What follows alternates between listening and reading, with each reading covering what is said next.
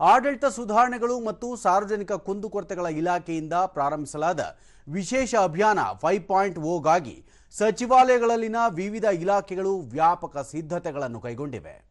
ಈ ಅಭಿಯಾನ ದಕ್ಷತೆಯನ್ನು ಸುಧಾರಿಸುವುದು ಹಾಗೂ ಪ್ರಕ್ರಿಯೆಗಳನ್ನು ಸುಗಮಗೊಳಿಸುವ ಗುರಿ ಹೊಂದಿದೆ. ಇದು ಎಲ್ಲ ಕಚೇರಿಗಳಲ್ಲಿ ಸ್ವಚ್ಛತೆ, ಕಡತ ನಿರ್ವಹಣೆ, ಕುಂದುಕೊರತೆ ಪರಿಹಾರ ಮತ್ತು ಇ-ತ್ಯಾಜ್ಯ ವಿಲೇವಾರಿಯ ಮೇಲೂ ಕೇಂದ್ರೀಕರಿಸುತ್ತದೆ.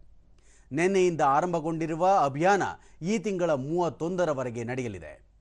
ವಿಶೇಷ ಅಭಿಯಾನ 5.0ನ ಪೂರ್ವ ಸಿದ್ಧತಾ ಹಂತದಲ್ಲಿ ಕೃಷಿ ಮತ್ತು ರೈತರ ಕಲ್ಯಾಣ ಇಲಾಖೆ 753 ಸ್ವಚ್ಛತಾ ತಾಣಗಳು ಮತ್ತು ಬಾಕಿ ಇರುವ 1.7 ಲಕ್ಷ ಕುಂದುಕೊರತೆಗಳನ್ನು ಗುರುತಿಸಿದೆ.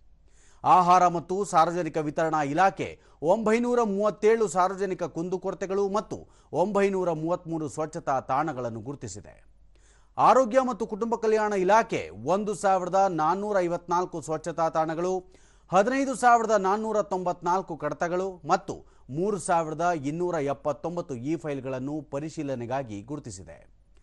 ತಿಂಗಳಾಂತ್ಯದ ವೇಳೆಗೆ ವಿವಿಧ ಇಲಾಖೆಗಳು ಗುರುತಿಸಲಾದ ಸ್ಥಳಗಳನ್ನು ಸ್ವಚ್ಛಗೊಳಿಸುವುದಲ್ಲದೆ ಕುಂದು ಕೊರತೆಗಳನ್ನು ಇತ್ಯರ್ಥಪಡಿಸುತ್ತವೆ.